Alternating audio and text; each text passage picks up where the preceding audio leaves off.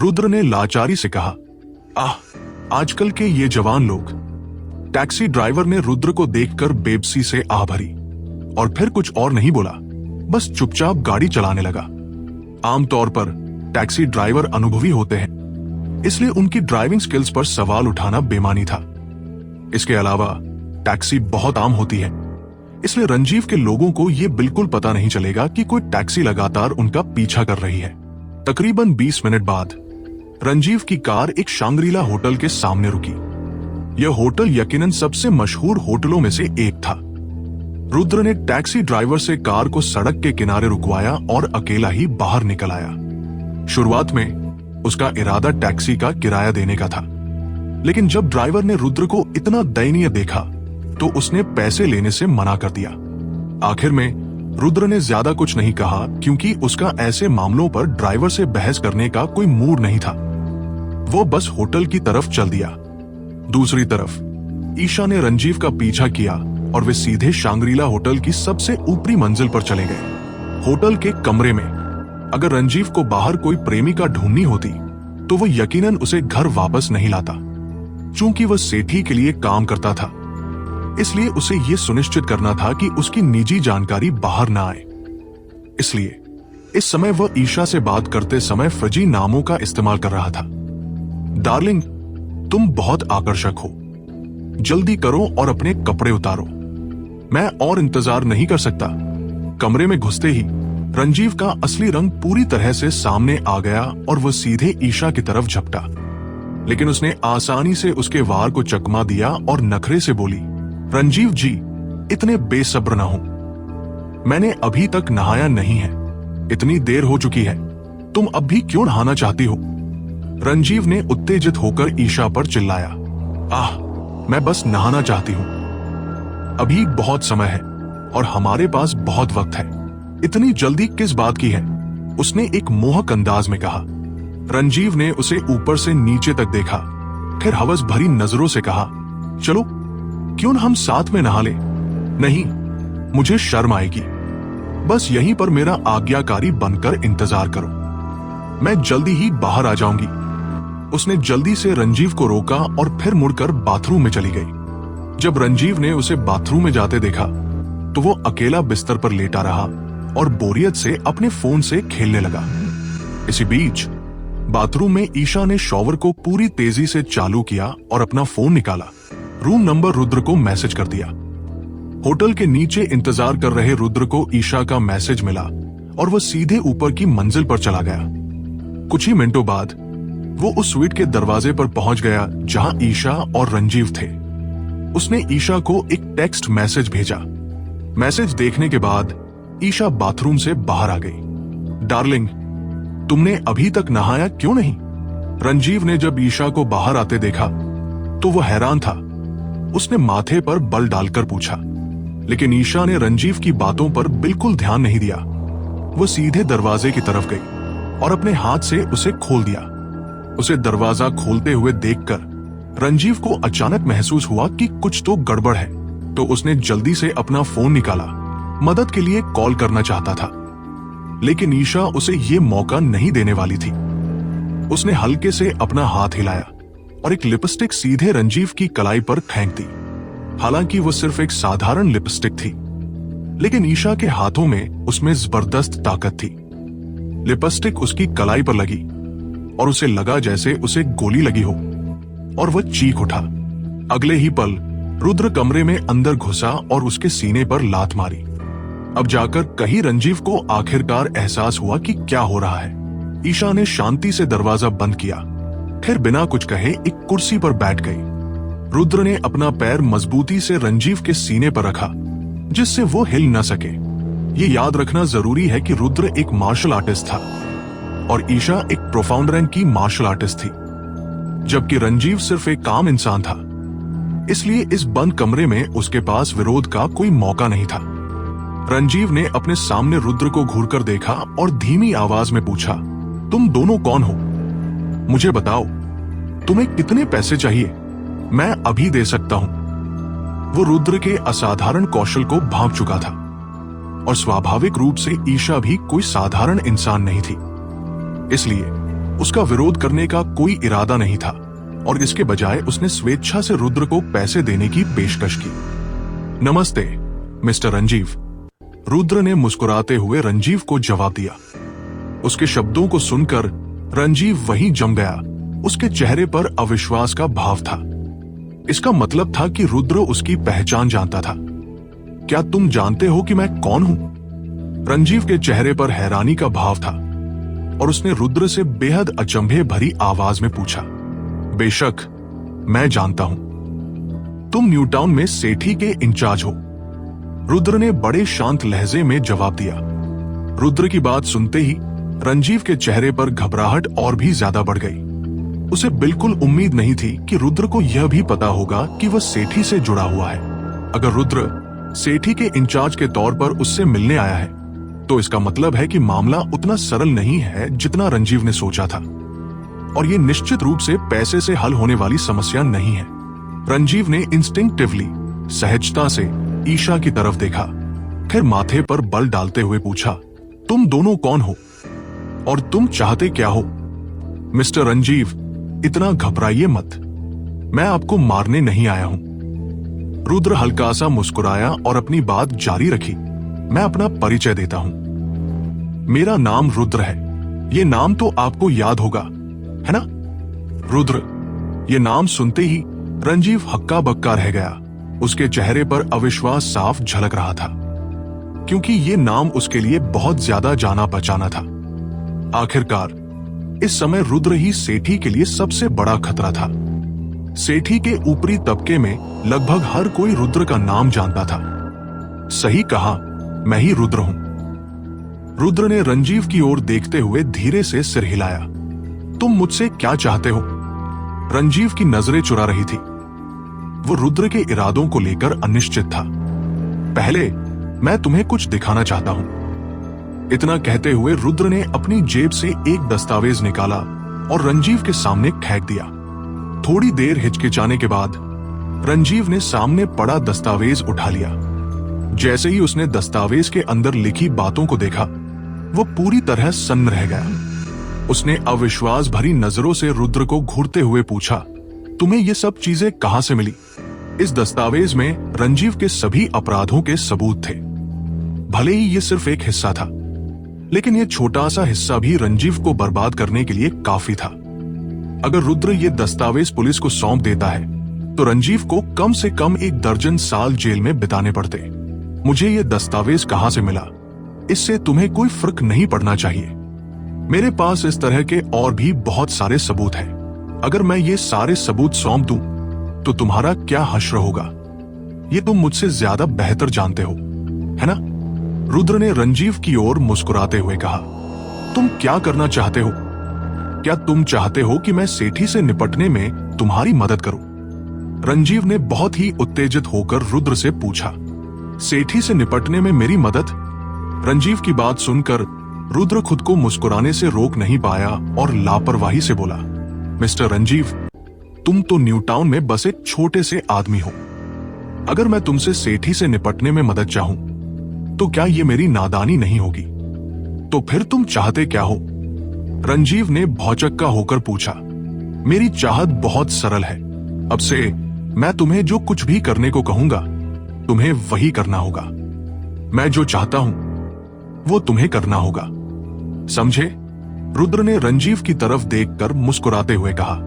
उसकी बातें सुनकर रंजीव को आखिरकार समझ आ गया कि रुद्र इन सबूतों का इस्तेमाल करके उसे धमकाना चाहता है। मैं सेठी को धोखा नहीं दूंगा, उसने रुद्र से दृढ़ता से कहा। ठीक है, तो देखते हैं कि जब तुम पकड़े जाओगे तब सेठी के लोग तुम्हारी मदद करते हैं या नहीं। रुद्र ने अपना पैर एक तरफ किया और कमरे से बाहर जाने के लिए मुड़ा। रंजीव को जरा भी उम्मीद नहीं थी कि रुद्र इतना आत्मविश्वास से भरा होगा। उसे डर था कि रुद्र सच में सबूत पुलिस को सौंप देगा।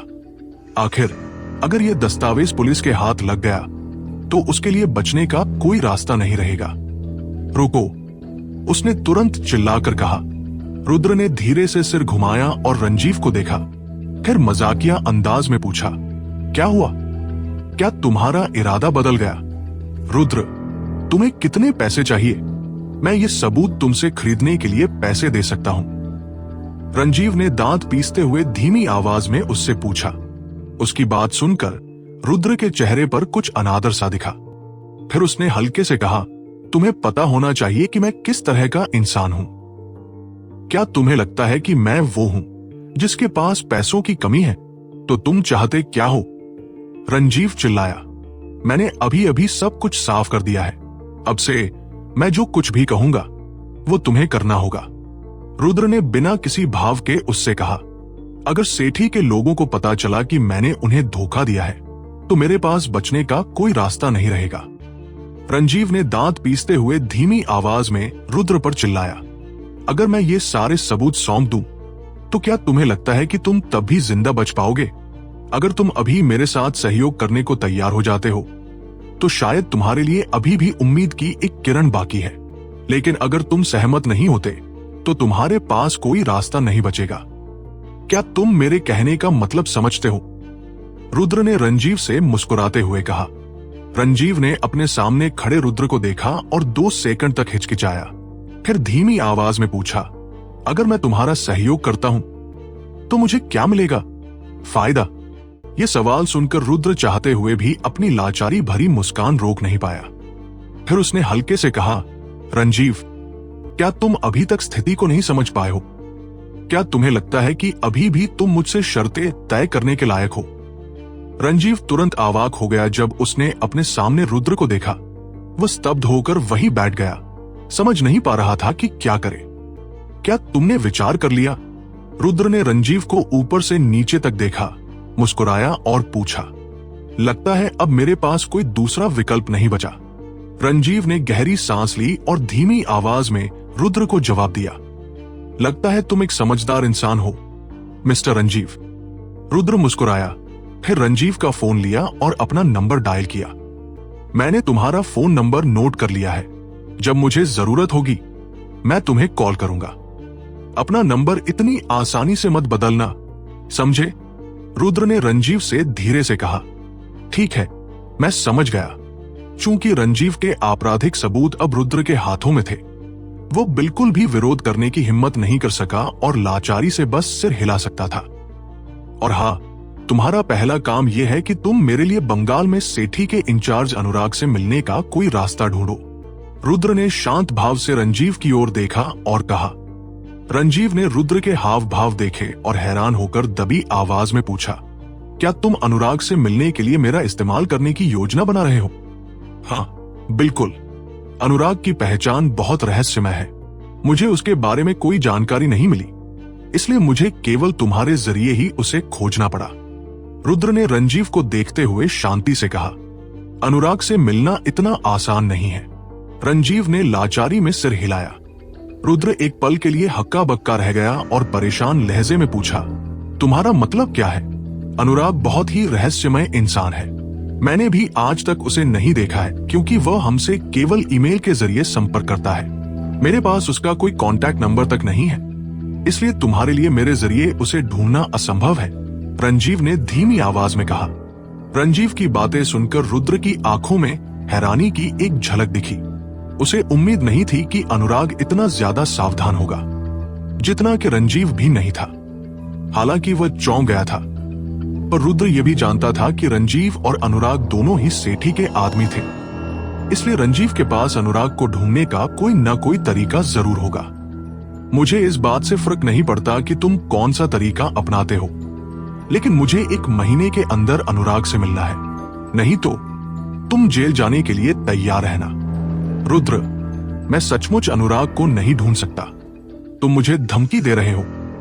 रुद्र की बातें सुनकर रंजीव गुस्से में चिल्लाया, हाँ बिल्कुल, तुम्हारे पास सिर्फ 1 महीना है। रुद्र ने मुस्कुराते हुए रंजीव से कहा। तुम? रुद्र की बातें सुनकर रंजीव पूरी तरह से निःशब्द हो गया। वो रुद्र को एक शांत निगाह से देखता रहा, समझ नहीं पा रहा था कि क्या करे। चलो चले, रुद्र ने ईशा से कहा। ईशा ने रंजीव को उदासीनता से देखा, फिर खड़ी हुई और रुद्र के पीछे पीछे कमरे से बाहर निकल गई। रंजीव बिस्तर पर अकेला बैठा रहा। उसके चेहरे पर असाधारण रूप से गुस्सा था, लेकिन वो कुछ नहीं कर सकता था। उसके पास जितने भी सबूत थे वे सब अब रुद्र के हाथों में थे। एक बार अगर रुद्र ने वे सबूत सौंप दिए तो उसके लिए सचमुच केवल अंधेरा रास्ता ही बचेगा। इसलिए रंजीव के पास अब केवल एक ही विकल्प था, और वह था रुद्र की बात मानना और रुद्र की मदद करने के लिए हर संभव प्रयास करना ताकि वह अनुराग से मिल सके। इस समय रंजीव के दिल में सबसे बड़ा सवाल यह था कि रुद्र को वे सबूत कहां से मिले। उसने कभी सोचा भी नहीं होगा कि उसकी बेटी वैदेही मुखर्जी ही वह थी जिसने वे सबूत रुद्र को दिए थे। रुद्र और ईशा के होटल छोड़ने के बाद ईशा ने मुड़कर रुद्र को देखा और फिर फुसफुसाते हुए कहा, रंजीव के प्रति तुम्हारा रवैया अभी थोड़ा ज्यादा सख्त था। तुम्हें डर नहीं है कि रंजीव हताश होकर कुछ भी कर सकता है? हताश?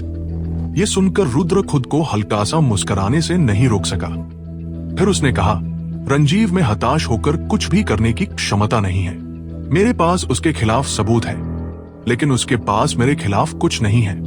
इसलिए उसे अनुराग से मिलवाने में मेरी मदद करने के लिए हर संभव कोशिश करनी पड़ेगी। ईशा कुछ देर हिचकिचाई और फिर बोली, लेकिन मुझे लगता है कि रंजीव अभी झूठ नहीं बोल रहा था।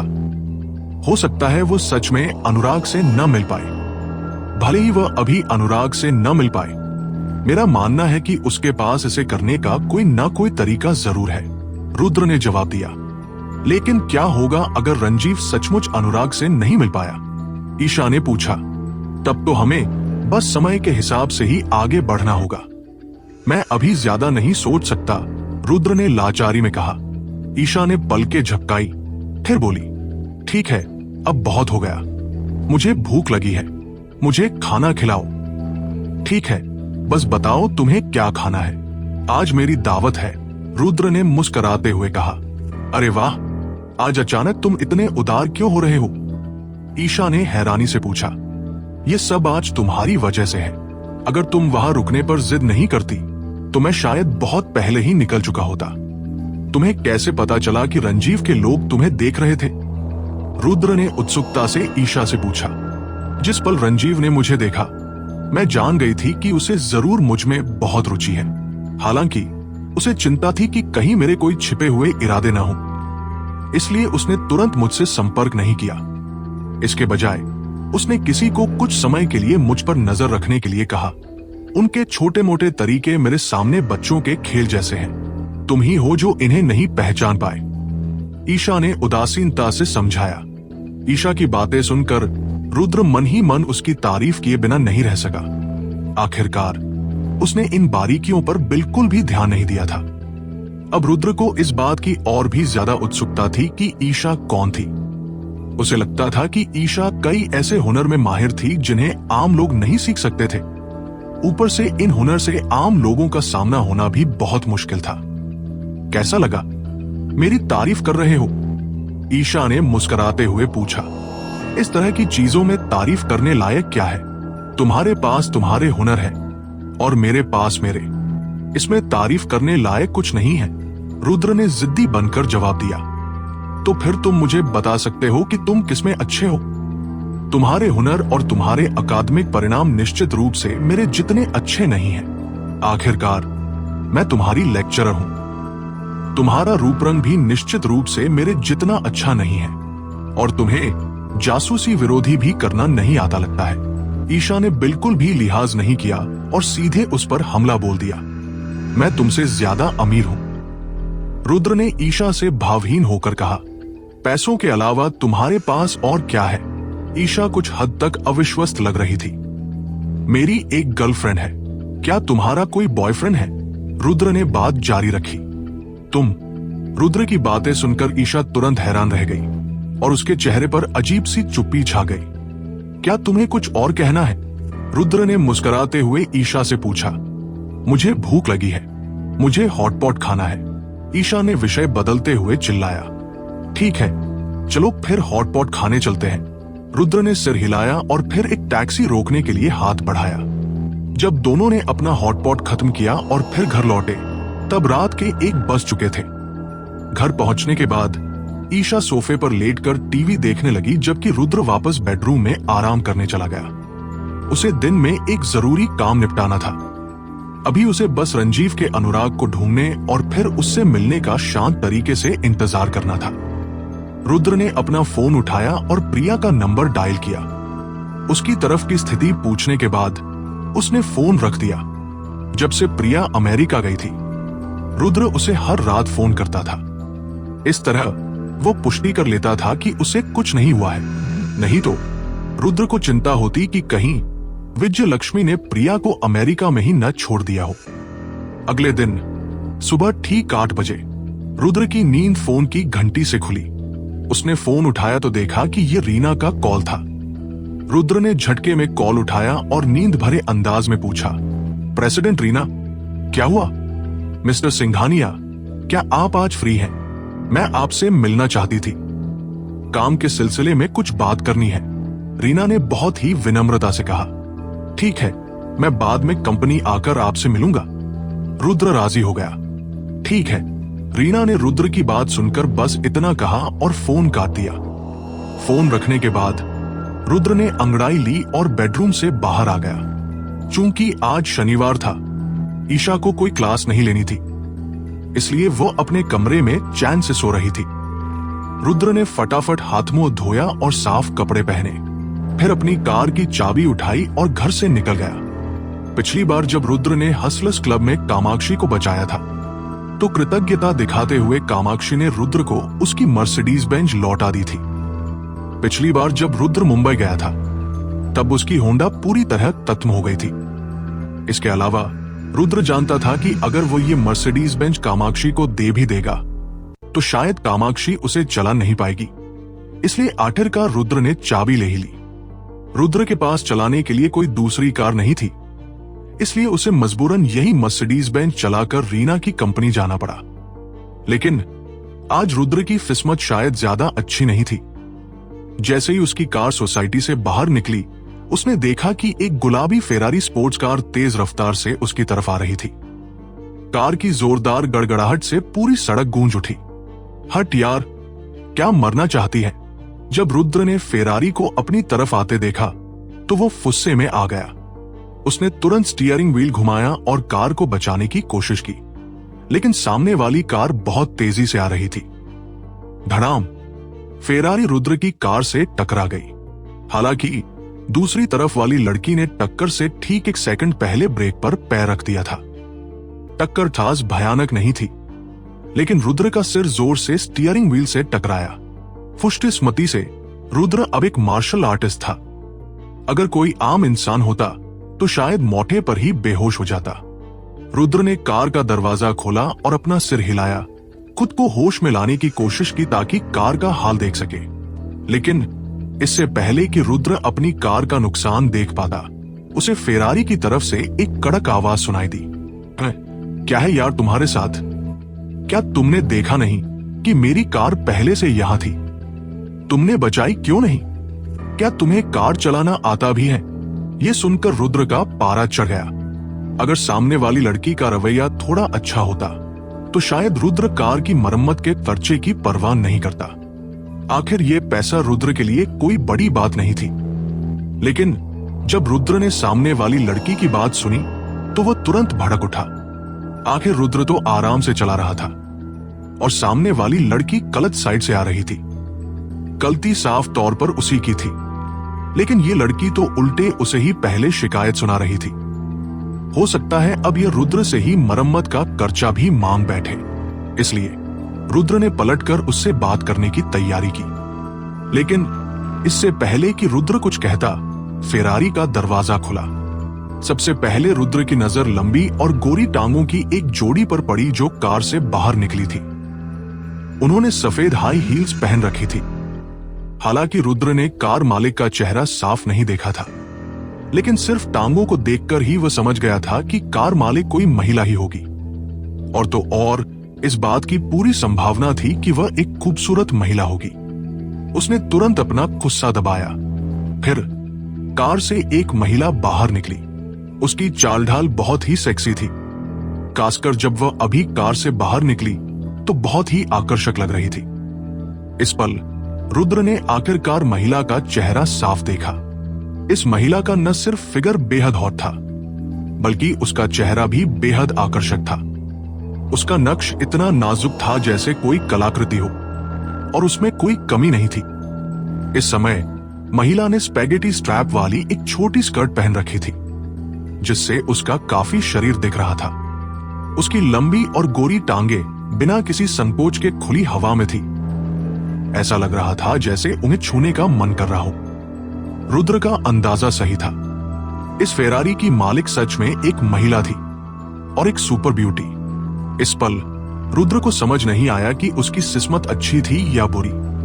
जैसे ही वह बाहर निकला, उसकी कार को किसी ने टक्कर मार दी, लेकिन टक्कर मारने वाली असल में एक खूबसूरत महिला निकली। लेकिन इस समय इस खूबसूरत महिला के चेहरे पर बेहद गुस्सा था।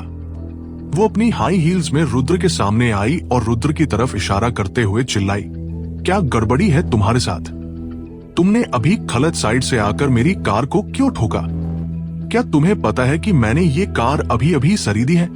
रुद्र ने अपनी कार और फेरारी स्पोर्ट्स कार को देखा। उसके चेहरे पर अजीब सी बेबसी थी।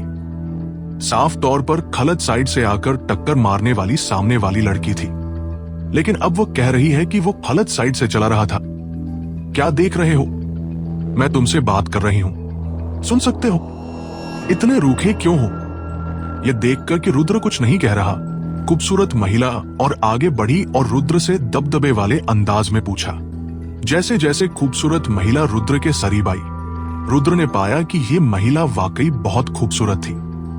और तो और यह महिला मिश्रित रक्त की लग रही थी। उसके नाजुक नक्श एक अलग ही तरह की खूबसूरती दे रहे थे। रुद्र इतनी सारी सुंदरियों को जानता था, लेकिन इतनी खूबसूरत मिश्रित रक्त वाली महिला उसने पहली बार देखी थी। वह कुछ हद तक उस फिल्म की नायिका जैसी भी लग रही थी, जिसे ईशा हाल ही में देख रही थी। क्या तुम्हारे पास ड्राइविंग लाइसेंस है? रुद्र ने खूबसूरत लड़की से पूछा। खूबसूरत लड़की रुद्र की बात सुनकर एक पल के लिए हैरान रह गई। फिर उसने जल्दी से कहा, इसका क्या मतलब है? मैंने अपना ड्राइविंग लाइसेंस यूके में 3 साल पहले लिया था। ठीक है, तुम्हारा ड्राइविंग लाइसेंस यूके का है? रुद्र ने माथे पर बल डाला। हाँ, क्यों? ड्राइविंग लाइसेंस यूनिवर्सल होता है।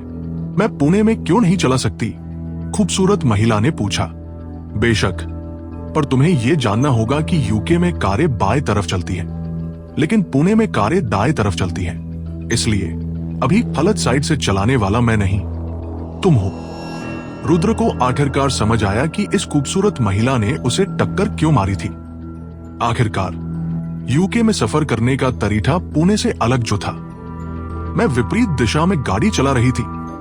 उस खूबसूरत महिला ने आंखें झपकाई और उसकी आंखों में क्षण भर के लिए संदेह की झलक आई। आप सड़क पर चलती गाड़ियों को देख सकती हैं, वे सब दाहिनी तरफ चल रही हैं। रुद्र ने लाचारी भरा चेहरा बनाते हुए जवाब दिया। उस सुंदरी ने जल्दी से सिर घुमाया और सड़क पर चलती गाड़ियों को देखा। उसने अपना फोन निकाला और कुछ खोजने लगी। कुछ मिनटों बाद उस खूबसूरत महिला ने शर्मिंदगी के साथ रुद्र से कहा, मैं माफी चाहती हूं, मैं अभी अभी पुणे लौटी हूं और आज ही 4 शॉप से अपनी गाड़ी ली है, इसलिए पुणे में दाहिनी तरफ गाड़ी चलाने का नियम भूल गई थी। मैं सोच रही थी कि इतनी सारी गाड़ियां गलत तरफ क्यों चल रही हैं। मैंने उम्मीद नहीं की थी कि गलती मेरी ही होगी। अब आपको पता चला कि आप गलत थी, है ना? रुद्र ने लाचारी से कहा। हाँ, उस सुंदरी ने सिर हिलाया। अच्छा है कि आपको पता चल गया। भविष्य में अगर आप कहीं और जाए तो वहां के ट्रैफिक नियम जान लेना बेहतर होगा, नहीं तो आपके लिए ऐसा करना बहुत खतरनाक होगा। खुशकिस्मती से आज आप मुझसे टकराई, अगर कोई और होता तो आप बड़ी मुसीबत में फंस जाती। रुद्र ने शांत भाव से जवाब दिया। रुद्र उसे डराने की कोशिश नहीं कर रहा था, वो बिल्कुल गंभीर था। अगर अभी गाड़ी में रुद्र की जगह कोई आम आदमी होता तो भले ही वो बेहोश ना होता, लेकिन उसे दिमाग में गहरी चोट लग सकती थी। जब उस सुंदरी को एहसास हुआ कि गलती उसी की थी, तो उसका रवैया बहुत ही ईमानदार था। उसने जल्दी से रुद्र से कहा, मैं समझ गई, अगली बार मैं यकीन से ज्यादा सावधान रहूंगी। रुद्र ने सोचा कि वो अपनी गाड़ी की हालत देख लेता है। अगर गाड़ी अभी भी चलाई जा सकती थी तो वह उसे लेकर जाने का इरादा रखता था। मगर ठीक उसी पल उस सुंदरी ने रुद्र को रोकने के लिए सीधे हाथ आगे बढ़ाया और कहा, खैर, जाने की जल्दी मत कीजिए। हम दोनों ने अभी मुआवजे की बात नहीं की है। मुआवजा? ये सुनकर रुद्र ने लाचारी से उस सुंदरी की तरफ देखा। मैडम, मैंने अभी आपको साफ समझा दिया है, आप ही थी जिन्होंने गलत तरफ से आकर मेरी गाड़ी को टक्कर मारी। मैं अभी आपसे मुआवजा नहीं मांग रहा हूं, यही काफी है। अगर आप इसी तरह परेशान करती रहीं तो मैं पुलिस को बुलाने वाला हूं। इस पल रुद्र और समय बर्बाद करने के इरादे में नहीं था। वो बस जल्द से जल्द इस जगह से निकलना चाहता था। नहीं नहीं, मेरा वो मतलब नहीं था।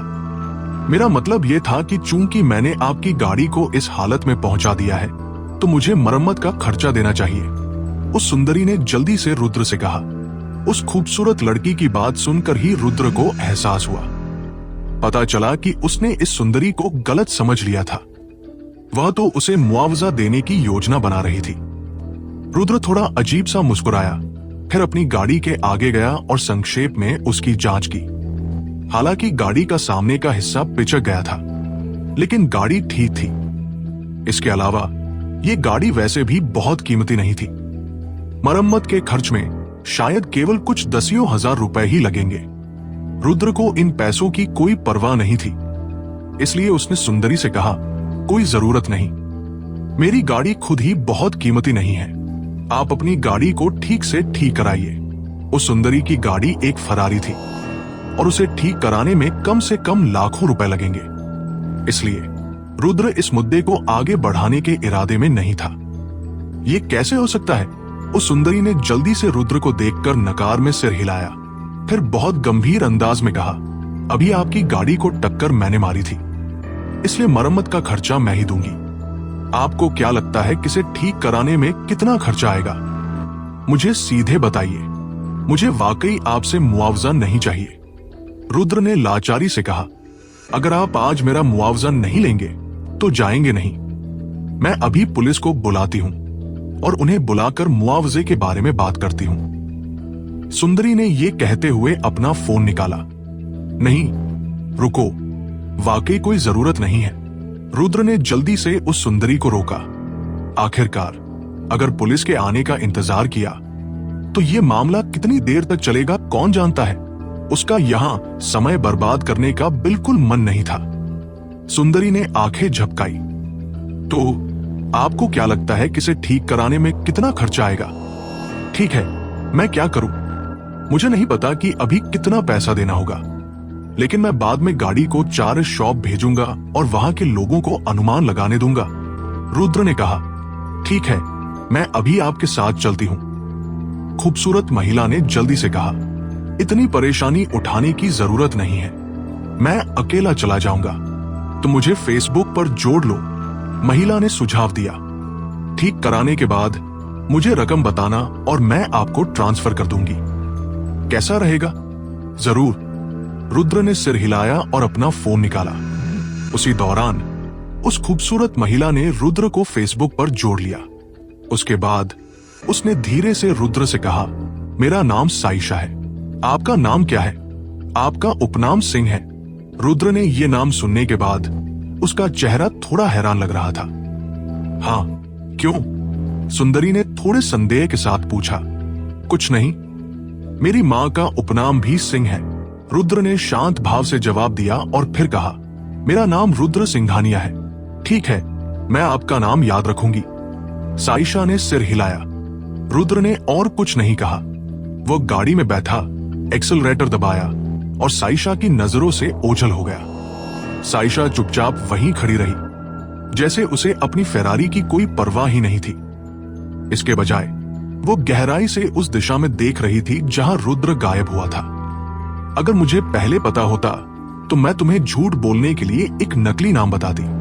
अगर तुमने मुझे पकड़ लिया तो मजा नहीं आएगा। साइशा ने खुद से बुदबुदाया और फिर अपनी ऊंची एड़ी के जूतों में चलती हुई दूर चली गई। फेरारी की तरफ देखा भी नहीं। उसकी नजरों में फेरारी कबाड़ के ढेर से अलग नहीं थी। आम लोगों की नजरों में टूटी हुई स्पोर्ट्स कार ठीक की जा सकती थी। हालांकि साइशा की नजरों में एक बार स्पोर्ट्स कार टूट जाए तो वो बेकार हो जाती थी। इसे फेंक देना और नई खरीदना बेहतर था। करीब आधे घंटे बाद रुद्र अपनी टूटी हुई मर्सिडीज बेंज को चलाकर न्यूटाउन में एम्पायर वर्ल्ड कॉर्पोरेशन के शाखा कार्यालय पहुंचा। कंपनी में प्रवेश करने के बाद रुद्र ने रिसेप्शनिस्ट को संक्षेप में अपनी पहचान बताई। जब रिसेप्शनिस्ट को पता चला कि वह रीना से मिलने आया है तो उसका रवैया तुरंत आदरपूर्ण हो गया। उसने जल्दी से उसे लाउंज में लाया और एक कप कॉफी दी। फिर रीना के कार्यालय जाकर उन्हें सूचना दी कि रुद्र आ गया है। कुछ ही मिनटों बाद रीना पहले वाली रिसेप्शनिस्ट के साथ लाउंज में पहुंची। Hello mister Singhania. रीना ने रुद्र को देखते ही सम्मानपूर्वक उनका अभिवादन किया। रुद्र को रिसीव करने वाली रिसेप्शनिस्ट ये दृश्य देखकर तुरंत हक्का बक्का रह गई। उसके चेहरे पर विश्वास ही नहीं हो रहा था। वह जानती थी कि रुद्र यहाँ रीना से मिलने आए हैं और वह कोई मामूली व्यक्ति नहीं है। हालांकि उसने कभी उम्मीद नहीं की थी कि रुद्र इतने जबरदस्त होंगे। न केवल रीना को खुद उन्हें लेने आना पड़ा, बल्कि रीना ने रुद्र के साथ बहुत ही सम्मानजनक व्यवहार भी किया। ये कुछ ऐसा था जो रिसेप्शनिस्ट ने पहले कभी नहीं देखा था। रीना ने तो निहाल के प्रति भी इतना सम्मान नहीं दिखाया था। इसलिए रिसेप्शनिस्ट ये अंदाजा लगाने लगी कि रुद्र कौन है जो इतना जबरदस्त प्रभाव रखते हैं। क्या तुमने नहीं कहा था कि तुम्हें मुझसे कुछ बताना है? क्या माजरा है? रुद्र ने रीना से पूछा। मिस्टर सिंघानिया, हमारे लिए यहाँ बात करना उचित नहीं है। चलिए कहीं और बात करते हैं, रीना ने जवाब दिया। ठीक है। रुद्र ने हल्का सा सिर हिलाया और रीना के साथ लाउंज से निकल गए। लाउंज से बाहर निकलते ही रुद्र की टक्कर कामाक्षी से हो गई। इसलिए उन्होंने आगे बढ़कर कामाक्षी का अभिवादन किया और मुस्कुराते हुए कहा, कामाक्षी, रुद्र तुम यहाँ कैसे?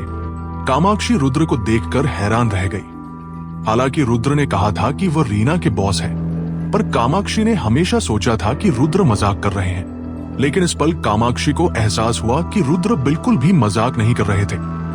रुद्र ने कामाक्षी के चेहरे पर हैरानी का भाव देखा, पर कुछ नहीं बोले। थोड़ी देर कामाक्षी से बातचीत करने के बाद रुद्र रीना के साथ उनके ऑफिस की ओर चले गए। इस बीच कंपनी के सभी कर्मचारी कामाक्षी को अजीब नजरों से घूर रहे थे। आखिरकार कामाक्षी अचानक कंपनी में शामिल हो गई थी और रीना की सेक्रेटरी भी बन गई थी। इससे यह पता चलता था कि कामाक्षी कोई साधारण व्यक्ति नहीं थी। कर्मचारी भी दबे पाव ये कल्पना कर रहे थे कि कामाक्षी का कैसा बैकग्राउंड होगा कि एक साधारण यूनिवर्सिटी की डिग्री के साथ ही वो रीना की सेक्रेटरी बन गई। ये पद तो अनगिनत लोगों का सपना था। हालांकि जब सभी ने देखा कि रीना रुद्र से बात करते समय कितनी सम्मानजनक थी, तो उन्हें यकीन हो गया कि रुद्र भी कोई सामान्य व्यक्ति नहीं है। इसके अलावा रुद्र ने आगे बढ़कर कामाक्षी का अभिवादन किया था, जिसका मतलब था कि उनके बीच कोई अज्ञात रिश्ता जरूर होगा। पलक झपकते ही कंपनी के सभी कर्मचारियों ने कामाक्षी को घेर लिया और रुद्र की पहचान और कामाक्षी के साथ उनके रिश्ते के बारे में पूछताछ करने लगे। कामाक्षी, ये रुद्र सिंघानिया कौन है? हाँ कामाक्षी, क्या तुम उन्हें जानती हो? मुझे लगता है कि प्रेसिडेंट रीना ने पहली बार किसी का इतना सम्मान पूर्वक स्वागत किया है। ये रुद्र ज्यादा उम्र के भी नहीं है। क्या वह किसी बड़े परिवार के अमीर उत्तराधिकारी हो सकते हैं? लेकिन उन्होंने जिस तरह के कपड़े पहने हैं, उससे तो वो किसी अमीर उत्तराधिकारी जैसे नहीं लगते। इस समय इन महिलाओं के लिए रुद्र की पहचान से ज्यादा आकर्षक कुछ और नहीं था। कामाक्षी ने सबके चेहरों के भाव देखे और थोड़ी लाचार महसूस की। उन्होंने कहा, सच कहूं तो मुझे भी नहीं पता कि रुद्र कौन है। मैं उनकी दोस्त हूं और रुद्र ने ही मुझे यहाँ काम पर लगवाया है। इस पर एक महिला कर्मचारी ने कहा, रुद्र ने तुम्हें यहाँ काम पर लगवा दिया, तब तो तुम दोनों के बीच का रिश्ता साधारण नहीं होगा। हालांकि ये वाक्य सुनने में सतह पर अजीब नहीं लग रहा था, लेकिन कर्मचारी के चुलबुले लहजे के साथ इसे गलत समझना आसान था। कामाक्षी नहीं चाहती थी कि दूसरे उन्हें गलत समझे, इसलिए उन्होंने गहरी सांस ली। रुद्र और मैं सच में सिर्फ आम दोस्त हैं। लेकिन क्या? आसपास के कर्मचारियों ने जल्दी से कामाक्षी से पूछा। लेकिन रुद्र ने मुझसे कहा था कि वह प्रेसिडेंट रीना के बॉस है। मुझे हमेशा लगा कि वह मुझसे मजाक कर रहे हैं, इसलिए मैंने इसे गंभीरता से नहीं लिया। कामाक्षी ने धीमी आवाज में समझाया। जब सबने कामाक्षी की बातें सुनी तो वे वहीं हैरान रह गए। उनके चेहरे पर असाधारण सदमे का भाव था। ये कैसे हो सकता है? सबने अविश्वास से कामाक्षी को घूर कर देखा। वे बस इस बात पर यकीन नहीं कर पा रहे थे कि रुद्र इतनी कम उम्र में रीना के बॉस हो सकते हैं। आखिरकार रीना न्यूटाउन में एम्पायर वर्ल्ड कॉर्पोरेशन की प्रमुख थी। अगर रुद्र सच में रीना के बॉस थे तो क्या इसका मतलब यह नहीं था कि रुद्र एम्पायर वर्ल्ड कॉर्पोरेशन के बॉस थे? कोई भी इस बात पर विश्वास नहीं कर सकता था कि रुद्र इतनी कम उम्र में एम्पायर वर्ल्ड कॉर्पोरेशन के बॉस है। जब कामाक्षी ने देखा कि सबकी प्रतिक्रिया ठीक वैसी ही है जैसी उनकी अपनी थी, तो उनकी आंखों में बेबसी की एक झलक दिखी। हालांकि उन्होंने कुछ और नहीं कहा। इसके बजाय वो मुड़ी और चली गई। आखिरकार कामाक्षी इन लोगों को इतना कुछ बताना नहीं चाहती थी, लेकिन उनके पास उन्हें बताने के अलावा कोई चारा नहीं था। इस बीच रीना के ऑफिस में रुद्र ऑफिस में घुसने के बाद सोफे पर बैठ गए। रीना ने आगे बढ़कर उनके लिए एक कप चाय डाली। रुद्र ने चाय की एक घूंट ली और पूछा, प्रेसिडेंट रीना, इस बार आपने मुझे यहाँ क्यों बुलाया है? मिस्टर सिंघानिया, क्या आपने न्यूटाउन में हेवेंस क्लब के बारे में सुना है? रीना ने रुद्र से पूछा। नहीं, रुद्र ने हल्का सा सिर हिलाया। हेवेंस क्लब न्यूटाउन का सबसे बड़ा क्लब है और सबसे प्रसिद्ध भी है। इस क्लब का स्थान बहुत लाभदायक है और इसमें उच्च वर्ग और साधारण दोनों लोगों के लिए सर्विस डिपार्टमेंट है। इसलिए इस क्लब का सालाना मुनाफा बहुत जबरदस्त है, रीना ने क्लब का परिचय देते हुए कहा। और फिर रुद्र को क्लब में ज्यादा दिलचस्पी नहीं थी। हालांकि क्लब पैसे कमाते थे, पर रुद्र के पास पैसे की कोई कमी नहीं थी। मिस्टर सिंघानिया, हेवेंस क्लब का सामान्य बिजनेस डिस्ट्रिक्ट मुख्य रूप से कुछ साधारण लोगों को रिसीव करने के लिए जिम्मेदार है। ये लोग न्यूटाउन में कुछ खर्च करने की क्षमता वाले व्हाइट कॉलर वर्कर्स या साधारण दूसरी पीढ़ी के वारिस हैं। ये लोग मूल रूप से हेवेंस क्लब को बहुत मानते हैं। हेवेंस क्लब के तहत आने वाले हेवेंस बार ने पहले ही न्यूटाउन के 50% नाइट क्लबर्स को अपने कब्जे में ले लिया है, रीना ने आगे बताया। रीना की बातें सुनकर रुद्र की आंखों में हैरानी की एक झलक दिखी। आखिरकार सिर्फ एक बार से 50% नाइट क्लबर्स को आकर्षित कर पाना डरावनी उपलब्धि थी। भले ही 50% हिस्सेदारी कम नहीं है, पर तुम्हें पता होना चाहिए कि मैं न्यूटाउन पैसे कमाने नहीं, बल्कि सेठी से निपटने आया हूं। रुद्र का इरादा बार खोलने में अपनी ऊर्जा लगाने का नहीं था, इसलिए उसने बेफिक्री से जवाब दिया। मिस्टर सिंघानिया, मैं जानती हूं कि आप न्यूटाउन क्यों आए हैं, लेकिन हेवेंस होटल और हेवेंस बार के अलावा हेवेंस क्लब में हेवेंस कॉमर्स भी शामिल है। रीना एक पल के लिए रुकी, फिर अपनी बात आगे बढ़ाई। और हेवेंस कॉमर्स का काम मुख्य रूप से न्यूटाउन के ऊपरी तबके के लोगों से डील करना है। उनमें कुछ बिजनेस एलीट है, कुछ कंपनियों के प्रेसिडेंट और कुछ सत्ता में बैठे लोग। रीना की बात सुनकर रुद्र के चेहरे का भाव बदलने लगा। वह समझ गया था कि रीना उसे हेवेंस कॉमर्स का महत्व समझा रही है। जो कोई भी हेवेंस कॉमर्स को नियंत्रित करता है, उसे कुछ महत्वपूर्ण कनेक्शंस, संपर्क मिल जाएंगे, और अगर रुद्र इन कनेक्शंस का सही इस्तेमाल कर सका तो ये सेठी से निपटने में उसके लिए बहुत बड़ी मदद साबित हो सकती है। इसके अलावा वो हमेशा से अपना कुछ शुरू करना चाहता था। पैसे कमाने में उसकी कोई दिलचस्पी नहीं थी, लेकिन अगर ये चीज सेठी से निपटने में मदद कर सकती थी तो रुद्र की दिलचस्पी थोड़ी बढ़ गई। कुछ दिन पहले मुझे अचानक खबर मिली कि हेवेंस क्लब का मालिक इस क्लब को बेचना चाहता है, जिसमें हेवेंस बार, हेवेंस कॉमर्स और हेवेंस होटल सब शामिल है। मैंने कल मिस्टर निहाल से बात की और उन्हें लगा कि ये एक बहुत अच्छा मौका है, इसलिए उन्होंने मुझे आपसे इस पर बात करने और आपकी राय जानने के लिए कहा। रुद्र की रुचि देखकर रीना ने आगे कहा, हेवेंस क्लब बहुत बड़ा था, इसे खरीदने की कीमत भी बहुत बड़ी होगी, इसलिए निहाल और रीना के पास अकेले यह फैसला लेने का अधिकार नहीं था। इस मामले को रुद्र की मंजूरी मिलनी जरूरी थी। यही वजह थी कि रीना ने रुद्र को यहां बुलाया था। इतनी अच्छी जगह को वह बेचना क्यों चाहता है? क्या इस क्लब में कोई दिक्कत है? रुद्र ने भौहें सिकोड़ते हुए रीना से हैरान होकर पूछा। जितना मुझे पता है, हेवेंस क्लब में कोई समस्या नहीं है, बस मालिक खुद इस बिजनेस को आगे नहीं चलाना चाहते, रीना ने जवाब दिया। तो फिर इस क्लब को खरीदने में कितना खर्चा आएगा? रुद्र ने रीना की ओर देखकर पूछा। मिस्टर सिंघानिया, बंगाल में बहुत से लोगों की नजर हेवेंस क्लब पर है।